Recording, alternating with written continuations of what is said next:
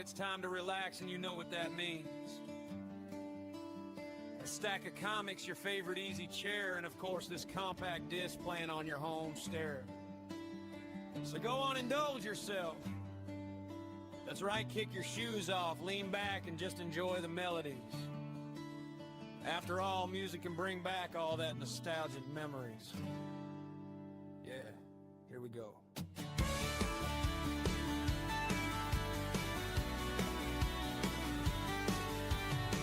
Welcome to Captain's Comics, toys and more. Take your time, have a look around the store. It's free comic book day 2026. You picked us up, good call, it fits. This is where the playlist starts, a little love letter to the things we are. So press play, let it roll tonight. You got something good in your hands, that's right. From old school games to the silver screen, every track hits somewhere in between. First song here just sets the tone. You're not listening to this alone. This awesome mix was made for you, side by side with Volume 2.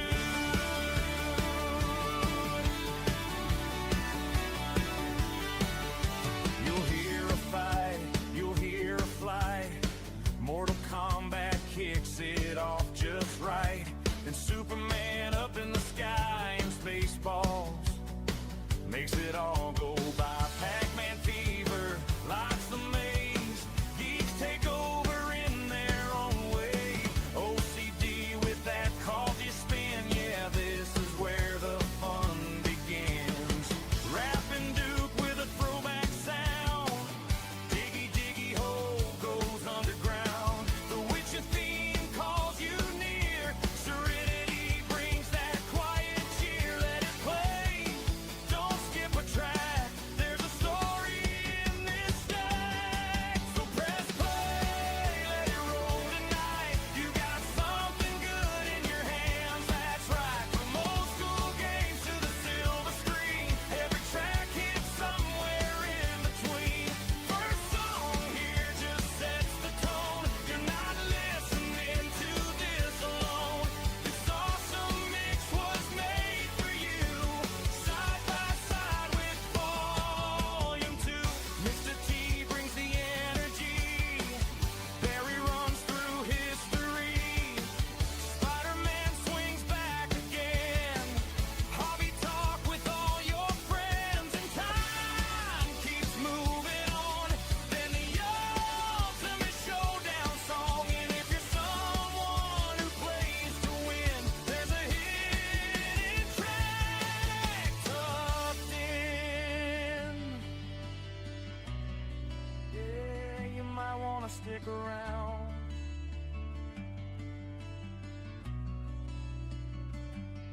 So press play, let it roll tonight. Thanks for stopping in, it feels just right. From every shelf to every sound, there's a little magic going round. Track one fades, but don't you go.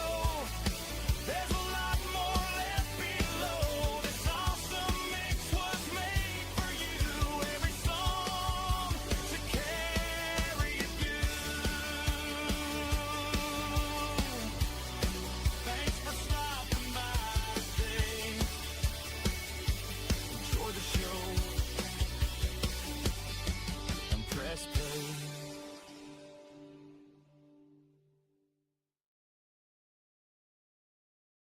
Are you interested in amateur radio?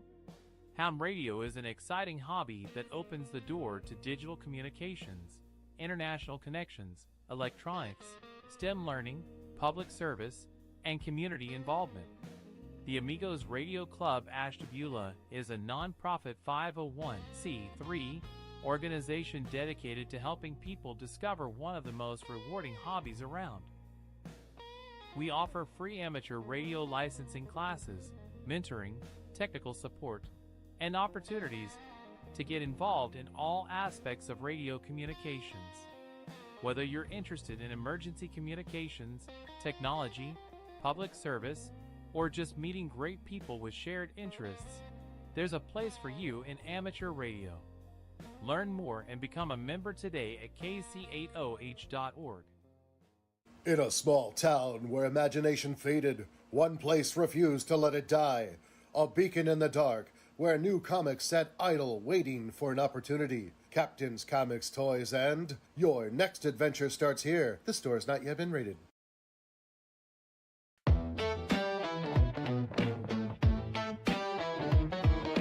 Rykus leans in, his eyes like fire. Nemo's got the mic dressed in satire. Andrew in the booth, spinning the wheel. Cameras rolling, it's all surreal. Who's the guest today? Who's the guest today? Red curve spinning, always winning. Rykus, Nemo, questions pinning. Andrew called the shot, don't miss the frame. Hobby Hooligan, what's your name?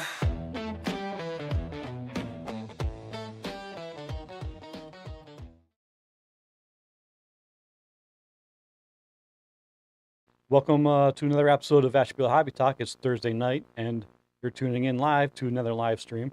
I'm your host, Rykus, from Captain's Comics in North Kingsville, Ohio, and I'm here with... Hey, Hobby Hooligans. I'm Nemo, president of Amigos Radio Club, Ashtabula, and amateur radio enthusiast, and good to have you guys all here tonight. Hopefully we'll get some folks piled into the chat, and we'll get into some conversation. I'm here too. And Andrew, Hi. in the back, third chair, Andrew, thank you Yep. for being here. I was just saying to some folks today that you do more work in 1 hour than we do all day. So Beats my day job, man. That's for sure. absolutely, me too. This is kind of a hobby, so, I mean, any hobby beats a day job. Yeah. I mean, when you're hunting, they say an hour in the woods not catching anything still beats an hour at job. If you don't enjoy your hobby, then you're not hobbying right. Yeah. Speaking of, man, there's so much going on out there. I don't know if anybody saw the intro reel, but we switched it up a little bit so we can get some community stuff going and people can see that. And a big shout out to the amateur radio guys over in Struthers. I'd like to shout them out because we talked trains last week, and I actually had the flyer in my hand and didn't even think about talking about it. But those guys are setting up a special event station for the big boy train when it comes back through. Oh, how cool. What that means is that when they call out on the radio, they're actually calling out as a special event for that train in that location, and they're down in Struthers. They're going to go to the stop down there, so they're calling out. I think it's K8. I can't remember what their Kilo 8.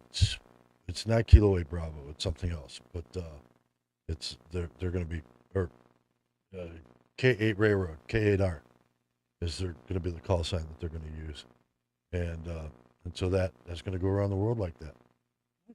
Yeah, so that's pretty cool. So I put their slide in the old reel there. And speaking of local, how about that weather, man? My goodness. For anybody who isn't around us, we had 4 tornadoes touch down Yep. in Pierpont area, right around by me. That's crazy. It just missed me. Everybody on my street was, I'm off-grid solar, so I didn't care. But and a lot of the people on my street are Amish. But all the English people on my street, there were generators all up and down the road. Yeah. Yep. Oh, well, I was having a fun time with my family. My son wanted to explore his hobby for his birthday, which is camping. He loves camping, and that's awesome. And I support that 100%. So we were out camping over the weekend and into the beginning of the week. Sunday was crazy. You were outside in a tent in that? We were about to. It came down like hail. And Yeah. we were like, yeah, wait till it blows over, because we were looking at the radar and everything was going to be fine in like a few hours. So, okay, that gives us a little bit more time to prep. So we were getting more stuff ready for camping. And as soon as the hail stopped and everything cleared out, we went to our campsite. It was underwater. I'm not It a was bit flooded. surprised about that. Um, there's a dairy farm not far from me, uh, just on the other side of Pierpont Center there, and they got direct hit with the tornado with one of them, and it destroyed their two front buildings. I think those buildings are equipment buildings, but Wow. those two buildings were flattened. The greenhouse down the road from me, there's two greenhouses there. The storm picked those greenhouses up and moved them 6 inches, both Wow. like off of their posts and moved them like off the ground. So Well, hopefully this Saturday the weather holds up because my other son's exploring another hobby of his that he's just now getting into, and that's soapbox derby. well, those are fun. Here in Conneaut this Saturday, Broad Street, as long as the workers get it done. I'm hearing that they'll get it done, but I was just driving by there recently, and Broad Street still looks coney, full of cones. Yeah, There's more cones on Broad Street than there are cars. It's they've been taking their time on that project. I that's for think sure. it's been like a few years, 3, 4. I don't know. I can't keep track of it. But I they know. need to get those underpasses under control and get the traffic flowing, and especially this weekend because there's a bunch of kids waiting to go down that hill, and there's a little And soapbox people they take created. that seriously, man. People take soapbox derby It's- really, really seriously. It's a 'cause- cool competitive sport, Yeah, just like any sport. I mean, it's competitive. You build something, you want it to win. Yep. I mean, you invest the time crafting and painting and building this soapbox. But my son is being sponsored by Dairy Queen. really. Well, in shout town. out to Dairy Queen. Yeah. So Absolutely. I'm excited about that. We're gonna go up there. We have a stand-in for the comic shop so that we can go and support my son and watch him win, Awesome. or at least enjoy the trip down the hill. That's really cool. That's really cool. Yeah, it's really And- cool. So how much you got into that? Just time. Time. A lot of the stuff is donated by the CYC that my kids go to, Okay. Conneaut Youth Center. I've enrolled my kids there, and they made friends with a lot of other kids there, and it's a really good group of kids now, and they're all building this soapbox together, and they nominated my son because I think he's the smallest. So But you need weight to get it down the hill, though, don't you? I mean, I don't know how that works. Is there I like never- a set weight limit for those things? Could you just fill the front of it with bricks? Again, I don't think you can. I think that's cheating, but But he's got to make up for the weight though, because like, well, the riders aren't the same weight. That's an unfair advantage, right? maybe I don't know the rules and guidelines from it. I'm just a parent standing on the outside cheering my kid on. Well, it sounds like a great time, man. I maybe I'll try and get up there if they're gonna do it. Sure, they usually have like food trucks out there. It's usually a pretty big event, provided that Broad Street's done with construction. But Yeah, I don't know. I mean, I get it's local s- towns, but they you've said got. it'd be clear by this Saturday, so let's see what Okay. happens. Yeah, I don't know. I get it. I get it's local towns, little towns out here, and the edges of the state. But man, there's been a couple construction projects, Geneva and Conneaut, and a couple others that why is it taking so long to do that? Those projects would have been over and done with Yeah, in any other place I think in maybe months. my guess is all those workers are too busy doing their own hobbies that they can't work on the roads. Or maybe it is a hobby for them, and Maybe it is a hobby. Who knows? I'm optimistic. I like to look on the brighter side of life, just like Monty Python. all If right. you don't look on the brighter side of life, then your hobbies are going to be pretty gloomy. Well, I think my hobbies are pretty good. I like the hobbies I'm into, so I'm good with that. But I have been thinking, and it's been I was thinking about my wife, she likes to say we go to restaurants or anything, and They say, "Is there anything else I can get for you?" And my wife's like, "Well, if you have the winning lottery ticket laying around, that would be a good thing. I could use that." Yeah. Were you about to get a big production value upgrade, Nemo? You got some I- fun news for us? I wish that kind of. I wouldn't tell nobody, but there'd be signs. And one of those signs would be if I had money was not a factor. What would my hobby become? Would I change hobbies? No, that's a pretty good segment that you're touching on. I think without having a guest upon on our show, I think we should have like a little Q&A, like a little quiz of Yeah. So I'm thinking.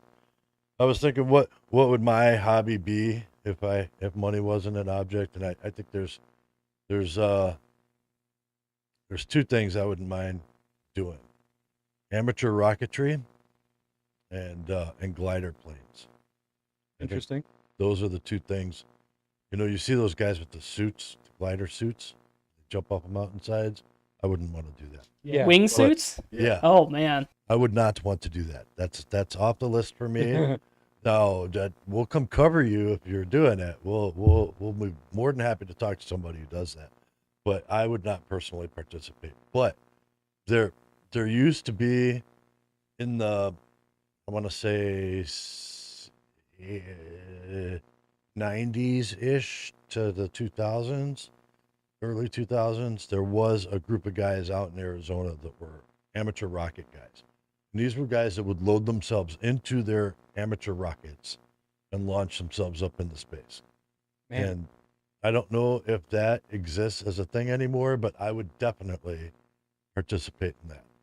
Really? Yeah, absolutely. Are you tired of being under the weather that you want to be on top of the weather? Well, I've been on top of the weather before. that I actually have been. Interestingly enough, when I used to live in Washington State, and when I lived out there, there was the Yakima Mountains and the Cascades and all that. We were up in the Yakima Mountains. I think it was the Yakima Mountains we were in, and we saw some flashes coming from over the mountainside. My friend had taken me up there because when there's a spot there that if you're on the mountain, you can't look up without falling over and everybody just gets dizzy and falls over when they're looking up because they get vertigo. And we were on that mountain, and we saw flashes coming from the next mountain over.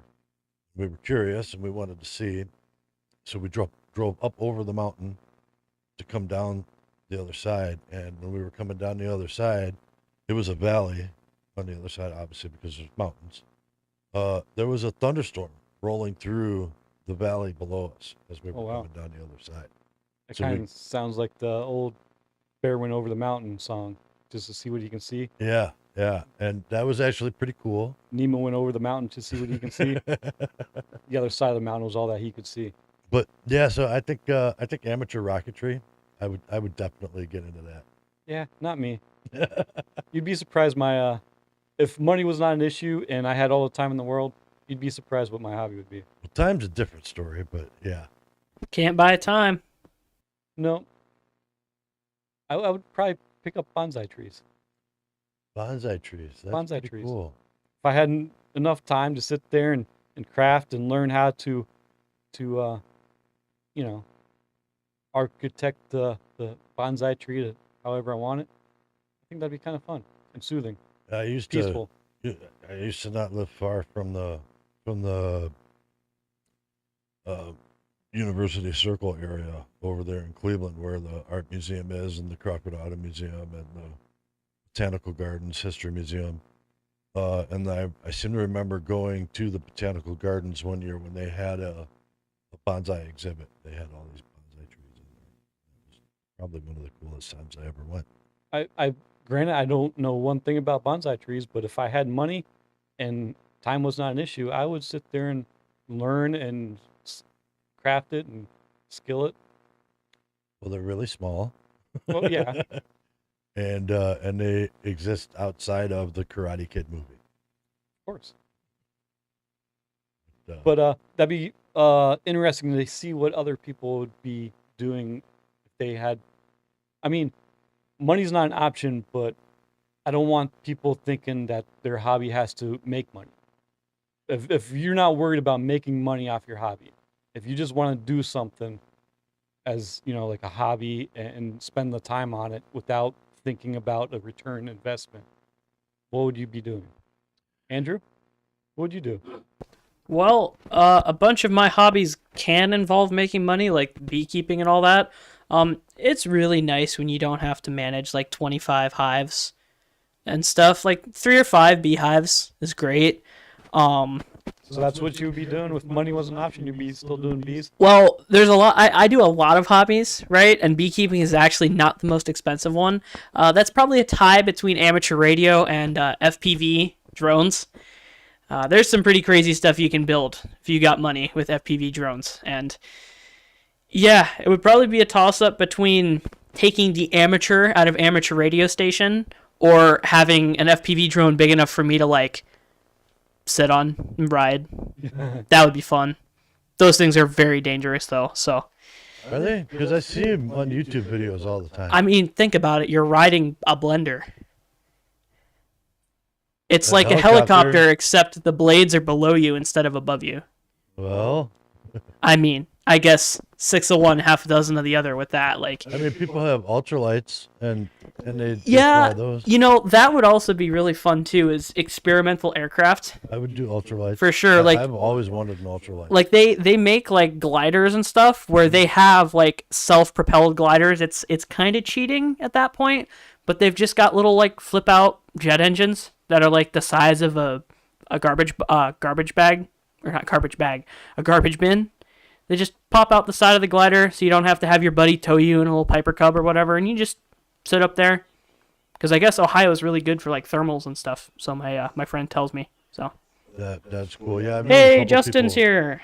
Justin couple Cole. people who have done gliders over the years, and I've tried to take them up, but I guess you've got to have a special license to take somebody up with you. You have to be type certified and a whole bunch of different stuff to be able to do that. Because gliders are also kind of dangerous. You don't know what you're doing, you can just fall out of the sky. For all the listeners, if you have a hobby that you want to do and money was an option, leave a comment. Let us know. Yeah, that's a good one to get answers. Join on. in the conversation. Yeah, definitely. As far as money goes, though, I think airsoft has been probably the most money I've spent on a hobby. I spent a lot of money on airsoft, mostly events. And I mean, half of it was probably gear, but some of the events get expensive. Lion Claws, we toured all over the place. We went to Pennsylvania, Michigan, New York, Kentucky, South Carolina. There's places all over that we went to as an airsoft team. And, so that part of it was part of it. And then on top of that, the events, you go to a Lion Claws event, back then a Lion Claws event at just Operation Irene back then, to sort of send for an example, that was, I want to say that was close to $200 just to walk in the door for the weekend, to play airsoft for the weekend. Now it was more than just an airsoft game at that point, but those were 300-400 person events. And and so there was quite a bit involved in that. That can get pretty massive. Yeah, Man, they're sure making back their investment on the venue there. I don't know, because I mean it was done at Mount Zussman. Oh, okay. Yeah. A military facility, an actual military training facility. So they rented out whatever. What are we talking? Like 90s, early 2000s? 2007. Oh, I was 2 years old. Post Gulf War. But if you're talking about the most money you spent on a hobby, and I think it's hands down. Everyone knows what I did. Well, you bought a comic book shop. Yeah, comic books for me, hands down. No big extravagant surprise there. What about you, Andrew? Largest amount of money you spent on a hobby? Oh, shoot, that's kind of tough. So, do you want to go with largest investment I have, or my personal like money invested in a hobby? Because like my HF gear is expensive, but my late grandfather helped me out a little bit with that. Meanwhile, my FPV stuff, that's been like the last year, so I bought all of that. The money you earned personally. The money I earned personally, actually, that's got to go to my my PC, which I mostly use for like flight sim stuff. I mowed lawns all year for that. I was basically at my grandfather's beck and call for that. He helped me out in the sense that he gave me all the work I needed to do for that. I miss the old man, but I bought it at the right time too, because Those things are expensive now. oh my god, a single stick of RAM is like a third of the cost of my computer now. If I ever need like money for like an emergency purchase, like something that comes up, I'll just take half the RAM out of my computer.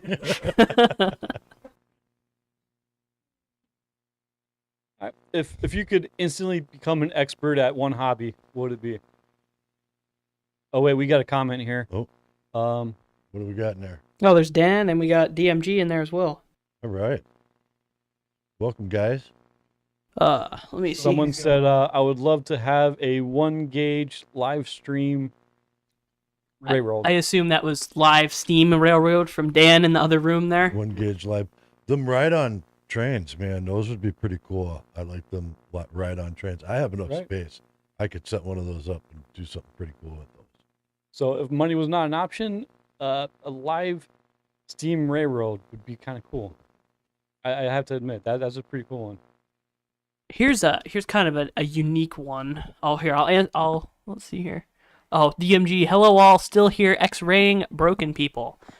You seen X-ray tech? That's Yes, awesome. yes. I didn't know that. That's what he does. I love that. That's kind of part of one of my hobbies is collecting radioactive stuff. But here's kind of an interesting one, and it's almost to the point of not really being a hobby. It's more of just like a charitable donation. But if money was no object, I would donate to all of the like vintage history organizations for vintage like steam locomotives, aircraft, heavy equipment like the tanks at D-Day and stuff.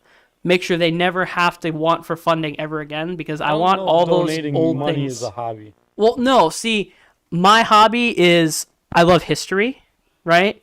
And I love like historical vehicles, equipment, and stuff like that. All that stuff that gets lost to time because it's never maintained. Like the locomotive up at the Conneaut Railroad Museum we were talking about last episode. They just slap a new coat of paint on that every few years, right? Because it'll never work again because it donated some of its equipment to the other one that does run, right? With enough money, you can get anything working again. I would love to be that person, just like hey, you see that historical monument in your town that's been sitting there for forever? Let's get some people who know something about it and see if we can't get it working again.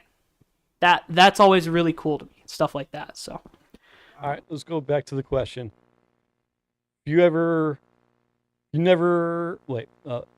could instantly become an expert at one of your hobbies. What would it be? Or not one of your hobbies, but any hobby. Well, that's a good question. And, It's a hard one. That's Difficult. a hard one because there's so many good hobbies out there. Instant expert at a hobby. It would have to be a hobby I'm already doing. It would have to be like radio or something along those lines. Fair enough. I would choose something different because I feel like no matter what I do, I'm always going to be learning about comic books. You can't all of a sudden learn everything about comic books. So I know a lot, and I don't want to just spend my one hobby wish of knowing everything about it on comics. Engines. I want to learn how to take apart and rebuild engines. I know nothing about them. My car breaks down, and I'm at a huge loss. I don't like that. Oof. I'd rather learn how to, if I can instantly download a whole manual of engines and just be able to just tinker with it and rebuild it. You know, there was a time where you could just go to the store and buy a book that had everything you needed to know about your car in it. And all you had to do was be willing to turn a wrench and take a chance. Now, man, these cars now, don't get me started on the whole, like, you can't fix your gotta car put thing. it in service mode to change the windshield wipers. Gotta take Yep. it to the dealer to You gotta unlock pay a the. subscription fee to turn your heated seats on. Yeah. Yeah, Don't I get me would. started on all that. I would totally use this as a hobby because I don't want to do mechanic work for a living. It would be something I would just like to do in the pastime, and just in the new cars today's, it's kind of scary trying to dive deep in there and turning a wrench and a sensor blows or something. So, are you talking about like the sort of hobby like who was that? Who was there with Emily Sawyer, her uncle, in the Yeah. with the engine on the stand? You talking about somebody like him that just, yeah, we can set this up here and we can all go through it and tear it down. Yeah. You wouldn't want it to be like a profession level of knowledge, just like a hobby thing. Well, it would be professional level, but I would use it as a hobby. Oh, okay, because- I see. So If make you you can- make you a master mechanic, but it's your hobby. Exactly. There you go. I wouldn't want it for a living. I don't want to work on people's cars. I don't want to get underneath the engine because, it's kind of dangerous. I don't want to be underneath a huge 2-ton machine. DMG scale models just made a good point. There are viable scale V8 model kits that use actual gas, and they're not very big. They'll fit the palm of your hand, and you can set them up and learn how a V8 motor works. They're just scaled down really small. Right. You could do that. That takes a lot of time and investment, but There are I don't some have guys- time to dedicate to engines, and That- that'd be Another why hobby.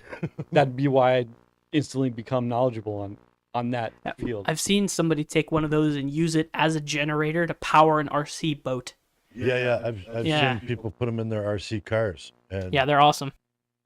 We got Uh, a comment yep. from LC Vargo on our previous question. The hobby I spent the most on is comics, but I got burnt out and starting a new hobby. On research stage right now, but if money and time weren't an issue, woodworking. Well, when you get good at that, come talk to me. I've got plenty of hand-carved projects that I need done. If you're talking wood carving. Well, Yes, LC Vargo's been very hyped about a lot of the woodworking. He's been talking to me about the tools that he's been investing in, and he's almost ready to go on stuff. That's I mean, cool. he's on learning stage, like he said. He's on his research and stage right now, but good for him. Way to put aside another hobby and pick up a new one. Good way to learn used to be on the old PBS stations. There used to be like American Wood Shop, and like not just this old house, but there used to be like actual like how they used to do it, workshops. Antique, not like I won't say antique workshops, but actually using hand planers and here's how they used to build the workbenches so that you could actually use the hand tools on. I can't remember. American Wood something. I can't remember what the show used to be. And I think DMG scale models also chimed in about money not an option thing. Or no, I think he's probably talking about the Instant skill. instant skill is painting pictures. I have to admit, I would love to become a comic book artist, but I have no skills in drawing. Oh, dude. I have done some sketches here and there, and I used to, when I first moved out here, I had a great idea of painting animal skulls and selling them at flea markets, and that didn't work out too well. I painted a few, and they looked okay, I guess, to me, but I have negative skill in drawing. My sister got all of it, man. It's not fair. My sister and my girlfriend, they both I look like I'm drawing like a 2-year-old with crayons, man. It's sad. But yeah, I have a lot of comic book ideas. I have all these characters I created. I'm ready to go, but I can't draw. And trying to hire someone to draw a comic book that it's kind of hard. You have to pay them. They want money. Yeah. They don't want to do it for free. I've asked. They're like, So- no, what's in it for me? so we've had a bunch of collectors on the show, and we've got some more collectors coming up, I'm sure. In fact, I know that we've got some collectors coming up. So what's a collector hobby? And you're a collector. My hobbies aren't collector hobbies, really, unless you count lots of money into radios. But what's a collector hobby that you wouldn't want anything to do with? I seen this one where it's hard to explain it, but there's a group of people out there that round and polish turds and make bowling balls or just nice polished balls of I don't want anything to do with that. That's the first thing that came to Balls mind. of poop. Okay, yeah. No, it's that's, rock hard. They polish it down and they pack it in, and like, I think I saw that one night at like 2 in the morning, and Yeah. then that was like, okay, that's enough internet for me. Time to go to bed. And I Exactly. put my phone down, and I just said, nope, I'm gonna try like heck to just forget about that. yeah, I'm right there with you on that one. I don't know that I would want to do that one either. I'd walk away. I'm done. I mean, I can put paperclip collecting and a bunch of other stuff on there, and but to be honest with you, that's right at the top of the list. Yeah. Like, shrunken head collecting, I wouldn't want to do that either. That's some bad mojo. Yeah, but collecting poop is not something I want to do. It's not collecting poop. It's polishing it and making rocks out of it. Yeah, I'll pass. Yeah. I think the closest I could get to that would be like collecting dung beetles. Like Well, that's just You don't want to insects. collect dung beetles? no, but like as close as I could bear myself to get to that would be like, hey, they're kind of neat. It's a big bug, you know. I'm a beekeeper. I keep ants. Like it's not that much of a stretch, but no, thank you. So what do you think? What's a hobby collector hobby you wouldn't want to do? That's kind of a hard question for me to answer because like if I'm not interested in a hobby, I don't think about it, right? But as far as like collecting something, oh well, here's a good one: dolls. Like there the you kind go. of dolls you see at an antique mall where it's like that needs to stay here and I need to walk around it. That kind of doll. The creepy Yeah, ones. the Yeah. creepy ones. Those all them like ceramic dolls. They all remind me of horror movies. I wouldn't want I have an aunt that collects those, and it's so weird because it's like she has a wall full of them in her living room, and it's been a long time since I've seen it, but there's a wall full of them in her living room. And then my uncle, he's a big game hunter, so he's got these crazy, scary looking dolls behind glass cases, surrounded by stuffed bears. Oh, the ones in the glass cases, those are always the most friendly, don't you know? That's why they're in jail. Oh man. Yeah, collecting dolls, I'm right there with you on that one. Oh, Dan in the other room, Dan says stamps. Yeah, I kind of understand that one a little bit because some of them could be like kind of rare, kind of neat, but it's a stamp. Stamps is its own little hobby ecosystem. It peaked in the 90s, and it recently crashed hard. Yeah. I know a couple of people that were longtime stamp collectors. They're in their 80s, and they all just got out of it. Yeah. But there is a really cool story for stamps. I mean, they got history, they got stories to tell. All these stamps have like there's Civil War stamps, and Yep. they're a bit of our history. Elvis stamps were big for a long time. I remember Right. that. Yeah, DMG here says my grandfather used to collect coins as well as stamps, and yeah, I feel like money collecting, like misprints or like $2 bills or silver dollars and all that, kind of falls in the same kind of category as stamps because it's kind of like a government issued currency, right? Stamps are basically like that. I think those are two different sides of the coin. You right think there. they're more different than they are alike? I think, yeah. You know, Stamps and coins The are a thing lot is different. the coin always has a value, even if it's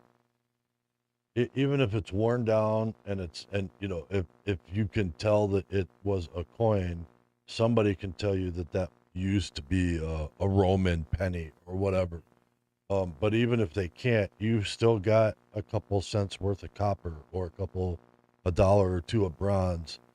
Whereas with a stamp, when the collector value's gone out of it, you don't have anything. Yeah, unless it's like I- a forever stamp. You just use it for the mail. That's it. Yeah. I think stamps may make a comeback in the next 10 years. Could be. It could might be. take a while, but as soon as the next generation grows up a little bit more, and because the stamps are history, Yeah. they like I said, they have a story to tell, and once people learn that and investigate it, they're gonna explore it and see the wealth of knowledge of it. So that as a disappearing hobby, that sort of stamp collecting right now. What other It's- hobbies have we seen kind of go to the wayside? Ooh, that's a good question. Um, Stamps have definitely taken stamps are on there. Some people Yeah. say amateur radio is on there. but I will tell you it is not. Yeah, The- I've seen people signing up at events, and I didn't know anything about amateur radio, until I met you, and then I'm seeing this community, and it's thriving. It's so not. here's the thing that's happening in amateur radio is they're going off the raw numbers, and Andrew could probably confirm some of this with me. The overall numbers, I think it was 30,000. We've grown 30,000 amateur radio operators in the last 2 years across the country. Keep talking. I'll look at for some accurate numbers if you Yeah, can. yeah. It's hard to find the accurate numbers, but what it is the official organizations that keep count aren't getting contacted by these folks. So, like, you've got the hobby organization, like the American Radio Relay League, and there's some indication that their numbers are falling.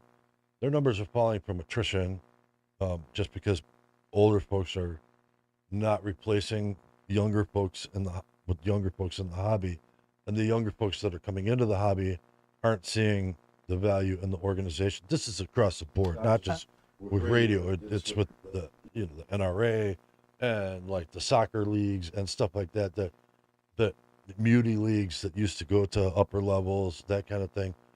Those kinds of hobbies that have some organization behind them.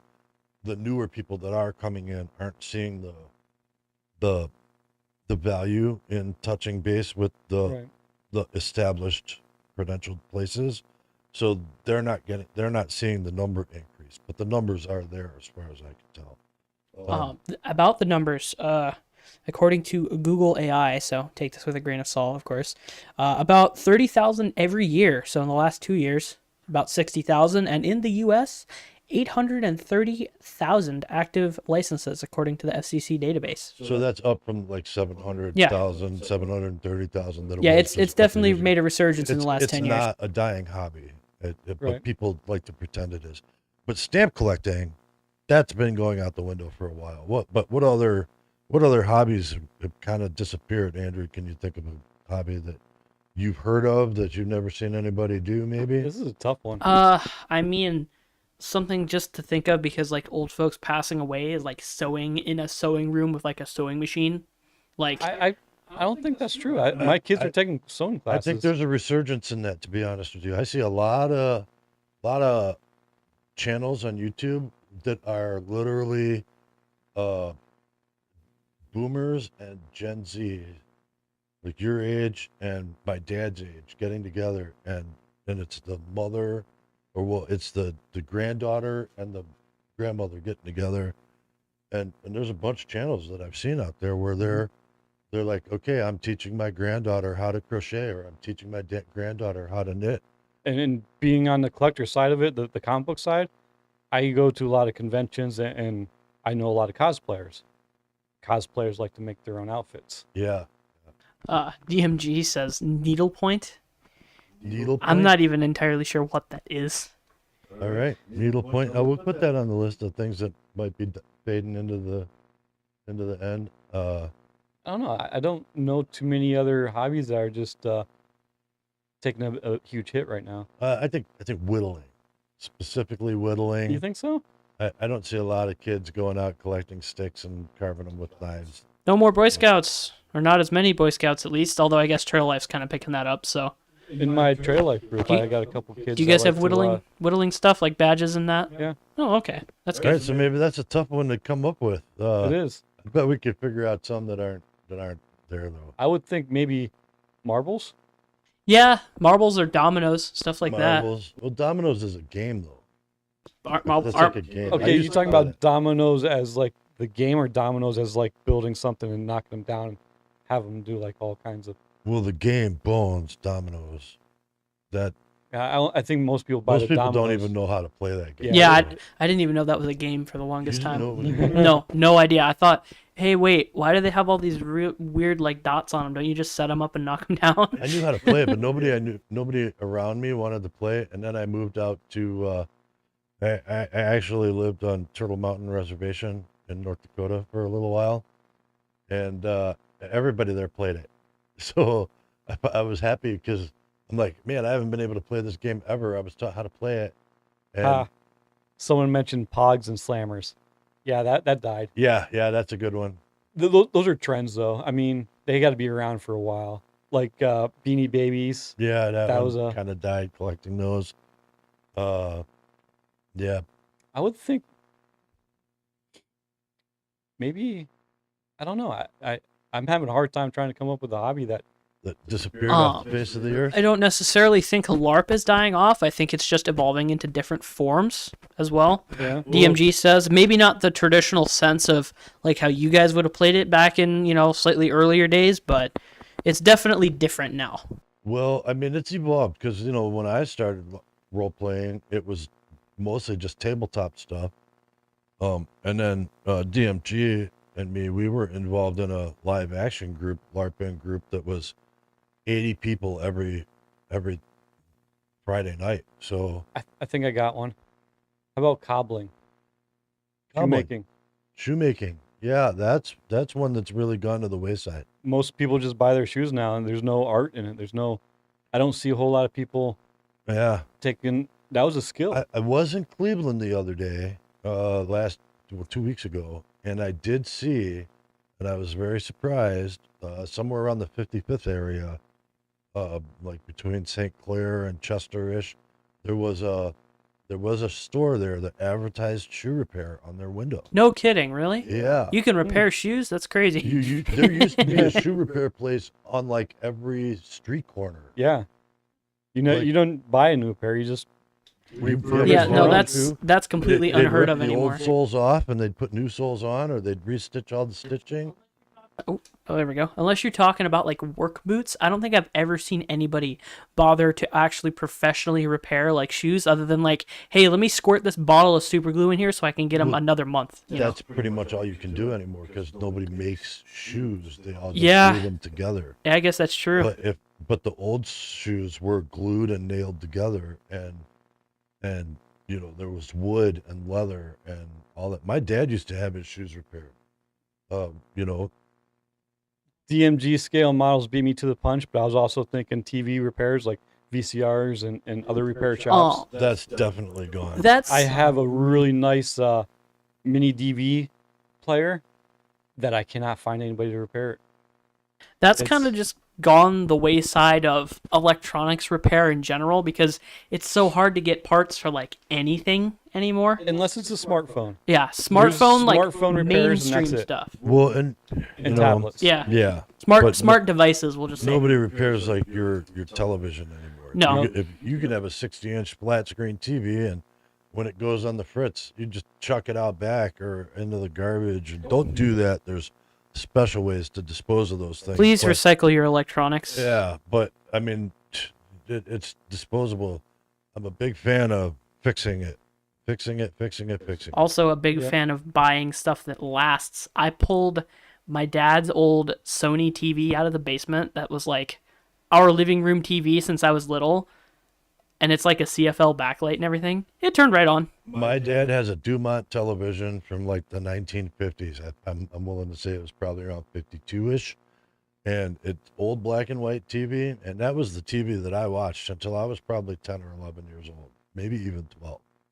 And I guarantee you go up there, blow the dust off of it, and make sure all the vacuum tubes are seated, and it will turn on. Yeah, with those things, really all you have to do is just give them like a third or a quarter of their rated voltage for like a few hours. As Yep. soon as they get up to operating temperature, just don't plug them in immediately because old capacitors are pretty much the only thing that kills those old things. As I mentioned before, I'm more of an optimistic and I look on the brighter side, and I feel like we're this close to playing a trumpet for the funeral song. For all the hobbies, I'm about ready to take my hat off and just kind of For all the hobbies I've loved before. yeah. So let's be done with the past hobbies or the ones that are dying. One more. I- Furniture recovered, like reupholstering. I think that's still done pretty good. There's still a bunch of those guys around. I Yeah, have I one see a down the truck street. driving around every once in a while. Yeah. I think So, there's some of my people that grandparents' still old do that. furniture actually got recovered. It was really nice. So That's a good one. That's a tough question though. Like what hobbies aren't around Yeah. anymore that used to be. So we're gonna change gears here. What about hobbies that the whole family can do together, like camping? Like you just went on a Yep. big camping trip. That's a great hobby. Everybody can do together. Lots of outdoor hobbies that involved in that. My family has a few hobbies. We do camping. We do movie nights. We do board games.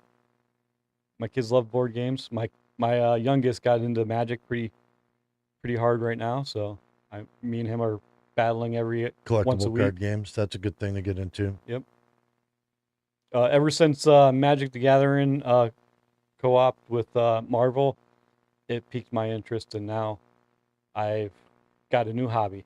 See, Unfortunately, to me, and I don't want to say, I guess, can I say it the bad way? we've heard the story about the Well, card. no, it's not just that, but I know they're doing it because they want to get more people involved. It's working. But and it's working, but so there's got to be rules to that, man. I want my fantasy to be fantasy and my superheroes to be superheroes, and nine the two shall meet. Well, okay. There was a game called Overpower, and it was basically a Marvel game, and then it went. I don't know if it was strictly Marvel, but it was a outside game that got licensed to Marvel characters, and then they got licensed to DC characters. So now you can play this game, and you can have your Marvel characters fighting your DC characters. But those are heroes, Right. superheroes, And it was- evil villains. It was a rare circumstances where the universe's boundaries were taken down, and now you can experiment with what happens if Superman fought the Incredible Hulk, and you can fight it out in cards. Didn't they do that once? Yeah, Overpower cards No, in the in the comic. comic book. Yeah. So having the Magic the Gathering pick up the pieces where that kind of left off, now you can have, Hulk battle the Airbender, and the more licensing that Magic gets, the funner it's going to get, because now you can, the boundaries are down, and now it's an open world. Just give me some trolls. There's I'll be happy. there's Sonic the Hedgehog in Magic the Gathering now. There's Garfield. You can have Garfield fighting, He eats so Hedgehog. much lasagna, nobody can. there's a Monday card for him, and it destroys things or something. I don't know what it does, but Felix the Cat. There's so many licensing right now in Magic the Gathering that you can have almost anybody fighting almost anybody. So, what are your thoughts there, Andrew? Big family hobbies you guys got? You're still part of a family. I mean, allegedly. No, I'm just kidding. I love my family. I mean, to be honest, really the only things that we usually do as like a big group, there's those like, think of like a board game or like a card game, but it's on your like, console of choice, whatever. Everybody gets on using their phones. There's a couple of different variations of it. And it's like trivia, it's like fill in the blanks, questions, and of course, depending on the maturity level of everybody in the room, it can devolve pretty quickly into some pretty raunchy stuff. But then, of course, there's just good old like card games. Like if you want to ruin some friendships, play Uno and make up your own rules. Yeah, making up your own Plus rules. fours and plus twos stack. I don't want to hear anything else. Yeah, me and my friends made up our own rules playing D&D when the DM fell asleep because we overused him. We were demanding game night almost every single day of the week when we were young, and he had a full-time job, and he tried, but there was times that he just fell asleep, and me and my friends just wanted to keep going, so we just played the game with the DM. Yeah, Cards Against Humanity. That's a really good one. That is a good For one. sure. I've played that a couple times at some parties, and that's Yes.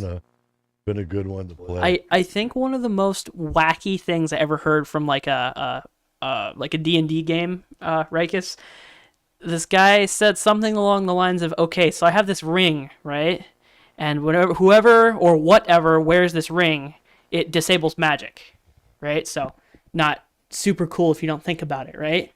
Then they had their wizard shrink some cannonballs down to like the size of like musket balls, and they fitted the ring to the end of a blunderbuss. So you shoot the blunderbuss, the cannonballs go through it, disables the magic. You're shooting a ship cannon with a handheld blunderbuss. Wow. Yeah, That's I don't an remember. interesting thought. I don't remember if the Interesting. game manager let that pass or not, but that was like, okay, I see why people really like this. That's just hilarious. I love That's it. the kind of gaming I like, is thinking outside the box. That's something I would have given the characters a chance to do. That's for sure. My game experiences that I like to play is I don't do normal routine stuff. I do off the wall, like really think about, the game. I mean, I can think. I mean, not to stick on role playing games, but I can think of a character I had that had succeeded to the point where we took Spelljammer and and put those rules in when Spelljammer was introduced, and I had a flying boat. It was a cargo vessel that I had converted into a carrier. We put a big door on the side. So the lifeboats, we took all the lifeboats and we started filling it with lifeboats. We would put big heavy crossbows on them, and it took two people to fly them. One person had to fly it, the other person had to man the crossbow. But I could launch like 20 of these little boats with like first level mages, third level mages on it to fly it around. And I had an army of little fighters. It would fly around, and then the boat had like catapults and stuff on it too. I do have to add Dungeons and Dragons to my family hobby It can be a good family hobby, especially if the parents grew up in it and somebody knows it really well. I think role-playing games in general can be good family hobbies all the way around. It's learning experience too for kids if you do it right. Yeah. All right.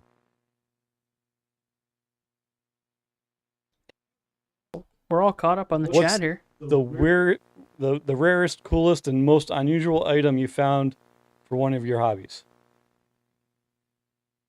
Oh, that's a good question. Yeah. Good one. Rarest, coolest, and most unusual hobby item. I'm going to have to think on that one for a minute because I was not prepared for that question. No one ever is. Rykus, I'm sure you've got some, so I also have to think. I have a Andrew, lot of. you've got a bunch though. I do, but I have to find the right ones to think of to say. So I got a lot of cool items in my collection that's very rare and super cool. I have a official Spawn frisbee, and I think that's kind of cool. It's one of them foldable ones. It's super rare. I mean, I haven't seen that too many times. I'm a big Spawn guy, and I like Spawn stuff. So, I have some unique drawings from my favorite artists. Man, I can't. I mean, so a lot of my hobbies have not involved like collectible stuff, except for maybe radio, and even in that situation, a lot of it's still not that rare anymore. rarest contact, Nemo. There you go. Rarest contact. Well, even those, the ones that are really considered rare, I either haven't gotten, or like I can talk to Hawaii, I can talk to Japan. I got something I thought of right now. One of the rarest things I have a Ryan Reynolds sketch as Deadpool by the creator. That's cool.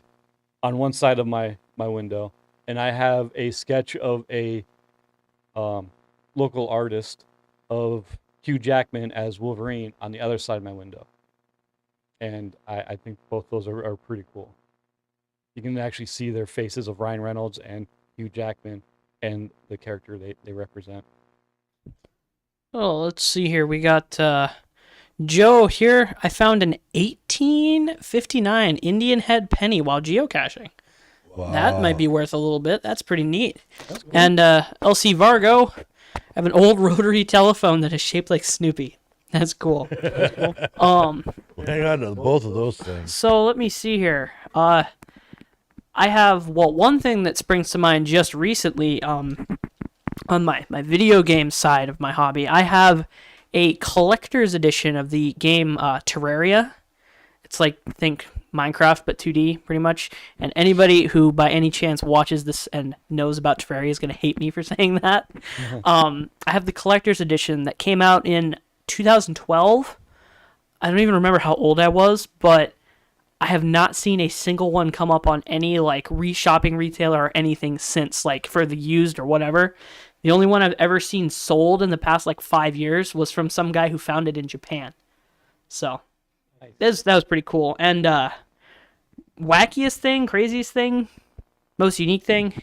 I mean, it's take your pick of all the various radioactive stuff that I've got. Yeah, you got some very rare stuff. Yeah, Unusual. Nothing particularly dangerous, of course, because you don't mess with that stuff. The NRC does not take kindly to people like dismantling things that were made radioactive on purpose. In that community, there has actually been a few incidents of people getting their, a knock on the door from a 3-letter agency because of that. Yeah, you got to be careful. Yeah, you have to be responsible, right? You're not playing with whatever. But coolest thing, I'd have to say either my 1950s era Korean War compass, just for the sheer wow factor of the big number it gives me on my radiation detector. That thing is, I can't believe people wear those on their belts, man. It's a wonder anybody had kids after that. Yeah. Or just like the cool factor, I've found some very old uranium glazed like pottery and stuff, and you can tell it's old because of how radioactive it is. Because like Fiestaware and stuff, it's all pretty even, right? Because that was Fiestaware is cool. Yeah, and it's all like the same color, like the orange stuff. Mm-hmm. It's all very even, a very like similar level within like 5% of each other. The hotter stuff, usually a little darker, is older, like 1920s, 1930s, because they used non-depleted uranium for that. That was before the U.S. government confiscated all of it and used it for whatever they used it for. Put two and two together. Right. So, I think while Nemo's thinking about the rarest thing, I'm going to answer for him. Okay. You have a old 1950s or 60s newsprint of the Spirit. Yes, I do. And I still don't have a clue with it. I was going to maybe take it over to Tony and see what he might be able to shed some light on it. But I mean, I've already taken it to a couple of people who all scratched their heads. So that's a rare one. Yeah. No clue on the value on that one. Yeah. Couldn't tell you. And if there is a value to it, it's just going to get more because there's who collects the newspaper comics. Right. I mean, my mom used to cut them out of the newspaper on Sunday mornings and tape them with Scotch tape to the wall, but that doesn't. No, this is a full printed sheet. Yeah. It's really cool. Kind of to round things out here, I just want to say that I think hobbies are becoming more important. And I think there is a resurgence in a lot of the hobbies, especially the tactile hobbies out there. Hiking, hunting, fishing, riding bicycles, even whatever. And I think that's becoming more and more important as our world becomes more and more digital. As I sit here in a studio talking with a bunch of guys on YouTube, but you live in the world that's you know? Yeah, this is the world we live in. But I think whether it's ham radio or homesteading or comic book collecting, whatever it is, I think the importance of having a good hobbies is becoming more and more prevalent, more and more obvious to folks, especially younger folks. Something physical, not something that is fake in-game currency it's not or just whatever. physical too; it's also relational because they see each other on the internet, and then they go meet in the real world, and then they go, "Well, what do you do when you're not on the internet?" I don't know. And so then they have to figure out something to do when they're not on the internet. So and that hobbies filled that, let's go hiking in the park. Let's go for a picnic. Right. Let's go, let me take you over to my favorite roller coaster spot. Whatever it was, it pseudo involved hobby and hobbies made you think and they gave you physical activity or whatever it is they did that made you more than just a person sitting on the internet doom scrolling. And I think the younger generations of kids, even the ones younger than you there, Andrew, are starting to figure that out. Sure. So what are your thoughts on that, guys? I think hobbies are making a huge comeback. I made that point couple episodes ago, I think that it's people are putting down their video games and learning a new skill, learning a new technique, learning something different, something analog that's not just all digital. Yeah, yeah. That's what's bringing hobbies back.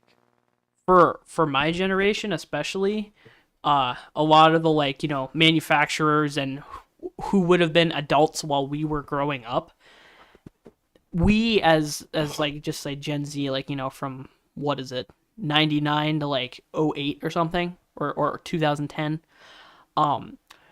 in that era of transitioning from the 90s, everything's analog, computers are slow, and everything's still kind of physical, to, hey, everything's digital, you have music on your phone and phones and all that.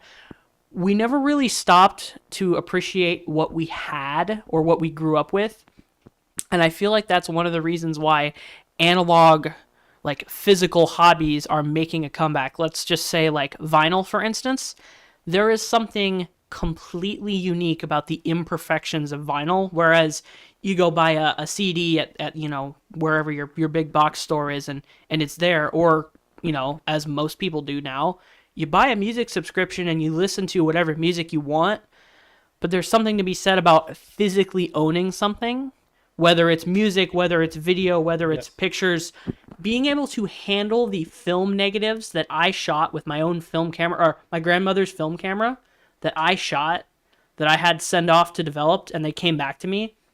There's something special about that. And I feel like a lot of people my age are realizing, hey, I don't want to have instant access to everything perfectly and, forever, right? There's something to be said for that. So. Well, and is it perfectly? I mean, honestly, the record manufacturers, you talk about record manufacturers and the difference between records and CDs, LPs and CDs.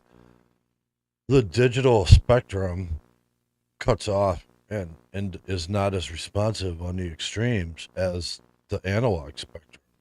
So, you've had a lot of people that said this doesn't work digitally because the frequency is too low for digital to work correctly, and it sounds better. Digital can't quite emulate that low rumble in the song that the analog record can emulate.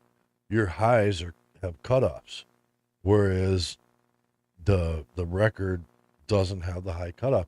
So there is something to be said about all that. And you would have perfectionists, I know, that would say the LP would always sound better than the digital version. And maybe there was something to that. There's a reason why audiophiles never really went away during the digital age. There's a very big reason. We've kind of figured out audio. If you buy good headphones, good speakers 20 years ago, 30, 40 years ago, they're still going to be good headphones, good speakers. It's really just how are you playing the media through them. And there's a reason why you can spend 5-6 digits sometimes on that kind of gear. Yep. So. Yep. We have time for maybe one or two more questions. I got a good one. Have you ever quit a hobby? And if so, what made you walk away? This goes for the people out there too. Give us an answer in the comments while Nemo's coming up with an answer here. So let's see. Yes, I have. Airsoft is one that I don't do anymore. That doesn't mean I don't do shooting sport hobbies anymore still, but right. I don't do airsoft specifically anymore. The reasons for that I don't want to talk about on the radio. Some of those are personal, or on the YouTube channel. It's radio. It's close enough. Radio, personal, whatever. I don't. I won't get into all of the reasons why. I didn't have time for a good chunk. For probably about 2 years or 3 years, and when it came, I was in the process of reinventing myself during that 2 or 3 year time frame, and it wasn't something I wanted to pick back up as part of the reinvention. Now that doesn't mean I didn't go do it a couple times during that time frame, and it was great. I loved it. It reminded me of why I loved it so much and loved doing it. But it also, you know, I needed to stay focused on rebuilding to where I am now. So Good. I didn't pick it back up again. And then sort of in that process, that's kind of how I got into amateur radio, because I decided I was going to replace that with amateur radio to some extent. Nice. It's good to replace hobbies. If you remove one, you should probably replace it with something. Yeah. Avoid. We got something here from Joe. Mine/cave exploring. Yeah, I would go out alone all the time, and that's just not safe, and I can never find anyone to go with. Now I'm just old and lazy and have no desire for it. I did love it at the time. Yeah, you know, there's something to be said about risk assessment there, and you can, you know, never be found in some Isn't places there like a that. name for like cave diving, like splunking? Yes. Or So I never did. is that right? Splunking? I never really did mine and cave diving, splunking. Me and my Where did friends. that word come from? It doesn't even sound like it's. That's more it of a sounds caving from the name thing. of the water that you hit, the name of the sound when you hit the water. more mine, like abandoned mine exploring, I think just falls under the general like abandoned structure exploring, which is arguably more dangerous because It could fall. yeah, caves don't collapse, mines So, do.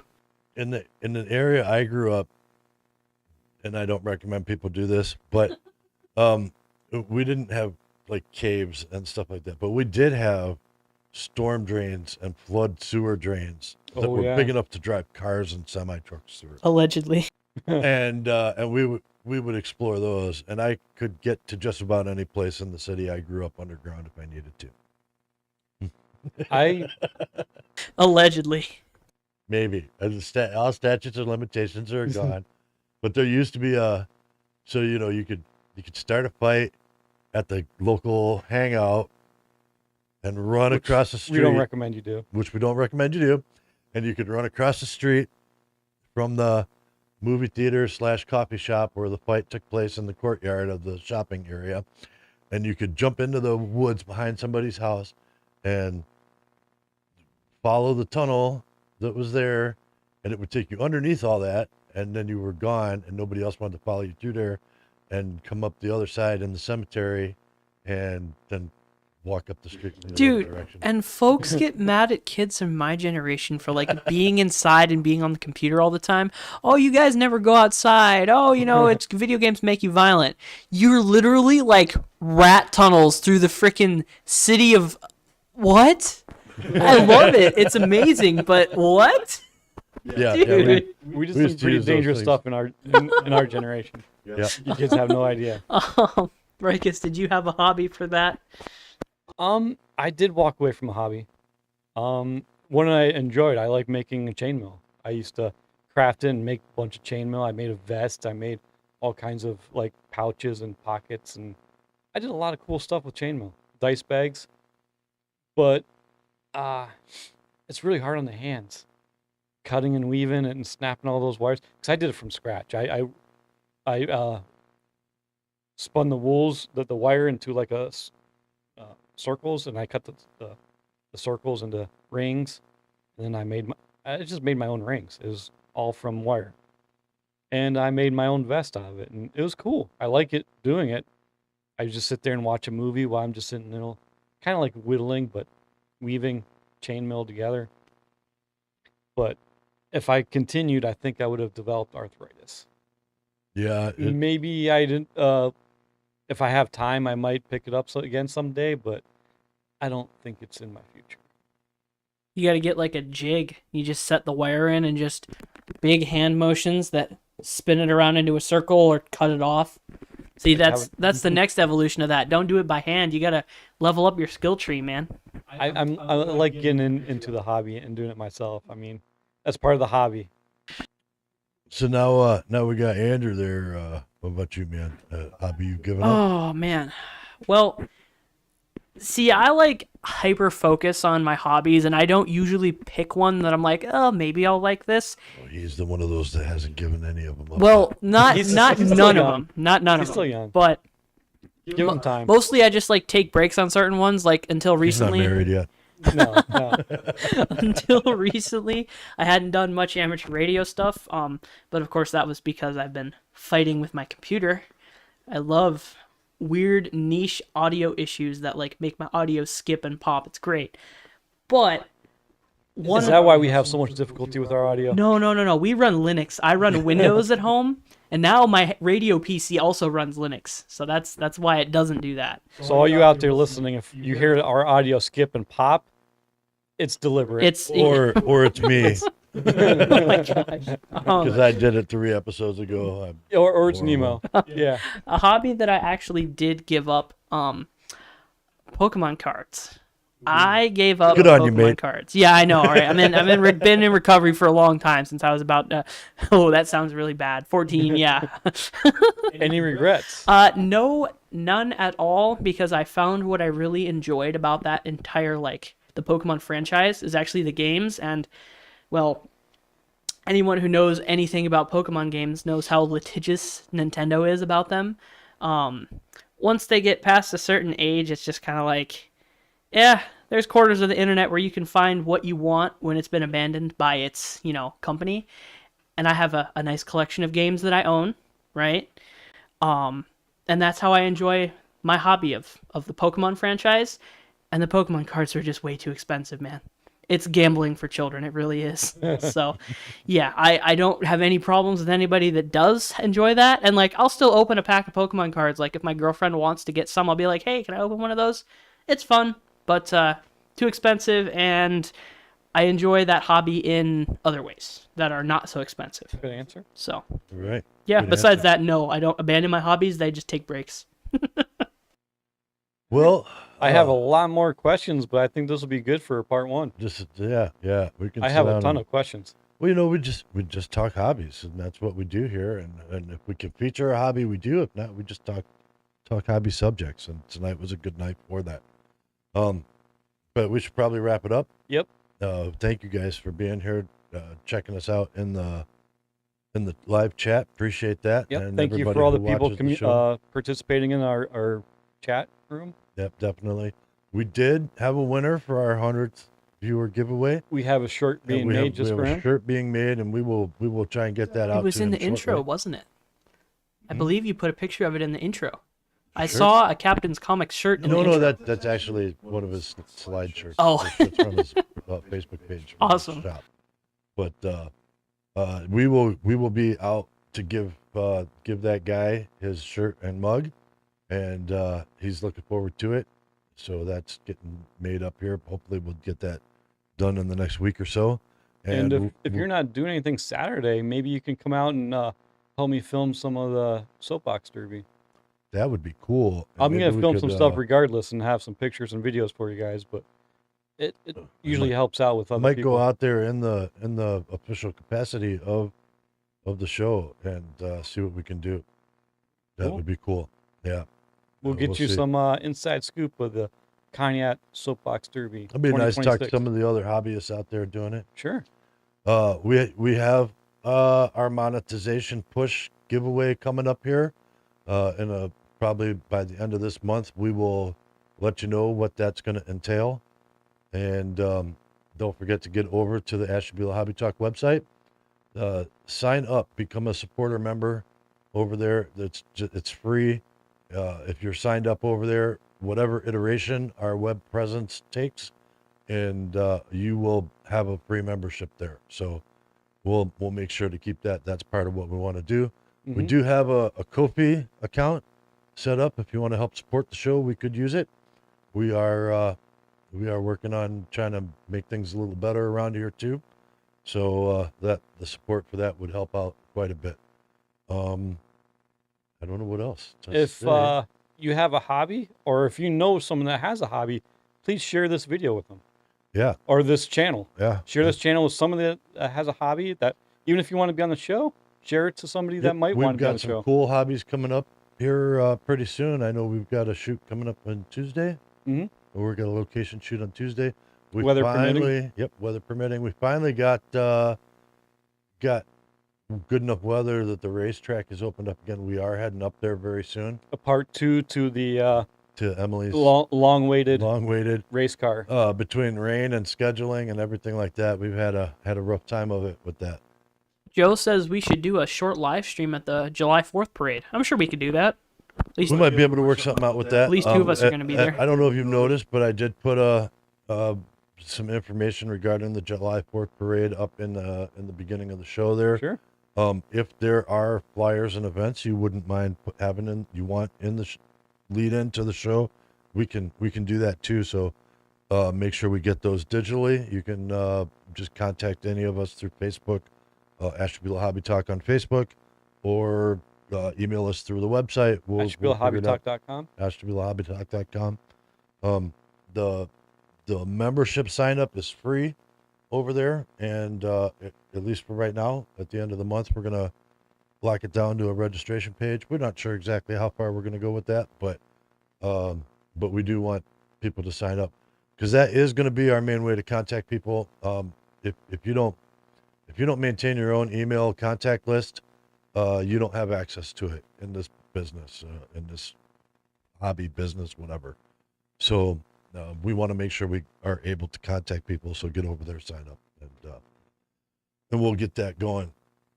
I think that's it. That's all I got. It. Like, subscribe, leave a message, leave a comment, and I'd love to see you guys in the comment sections later on. After this is done being live, you can still comment on it. Yeah. All right. Well, good night, guys.